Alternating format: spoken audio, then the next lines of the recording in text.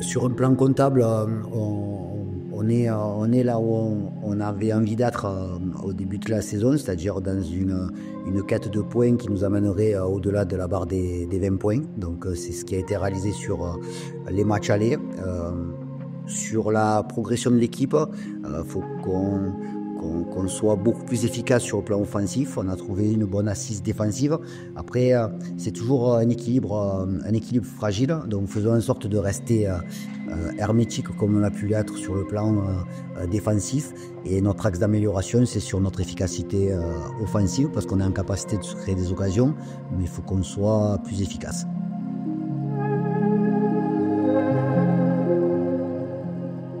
Sur le plan collectif, il faut qu'on soit beaucoup plus synchronisé sur le plan offensif, qu'on soit en capacité de créer ces connexions de jeu.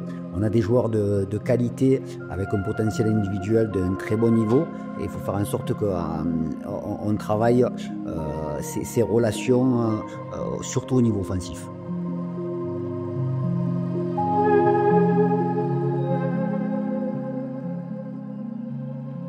L'unité et la cohésion sont des choses fondamentales pour vivre une saison où on sait qu'il y a des hauts, qu'il y a des bas, et donc effectivement le vestiaire doit être sain, se dire les choses et être transparent. On a dans le groupe des tauliers, des anciens, qui font en sorte de réguler un peu cette mentalité qu'on doit avoir. Donc comme dans tous les groupes, il y a des moments de joie, il y a des moments de colère, il y a des moments on vit au quotidien tous ensemble, mais je suis satisfait de l'ambiance du vestiaire, même si en tant qu'entraîneur, il y a toujours quelques piqûres de rappel à faire de temps en temps.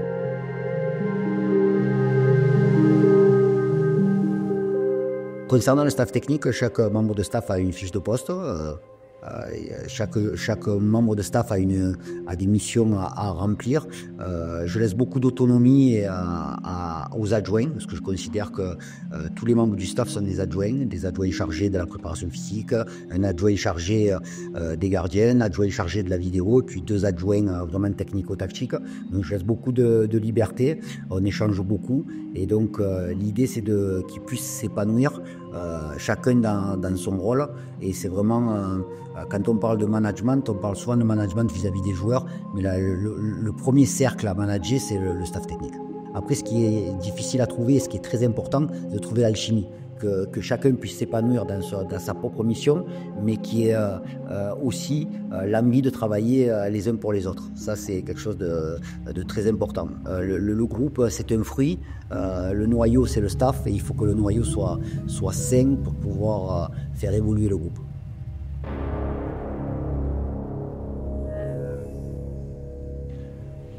Au-delà des séances d'entraînement collectives, il y a une séance généralement le mardi après-midi, qui est une séance de post-formation, où on prend 7-8 joueurs du groupe pro, plus des joueurs de la Nationale 3, c'est-à-dire de la formation, et on met un thème en place, l'animation offensive, travail tactique, travail défensif, et ça permet aussi d'individualiser un peu le travail.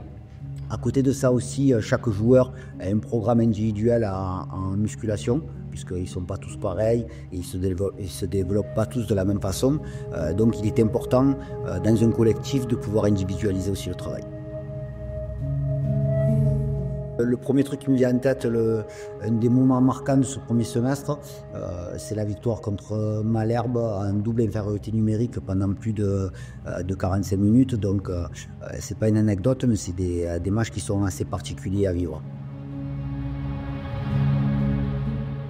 On a un des derniers présidents où il n'y a pas de fonds d'investissement étrangers. C'est vraiment son club, ça donne à ce club vraiment un aspect familial.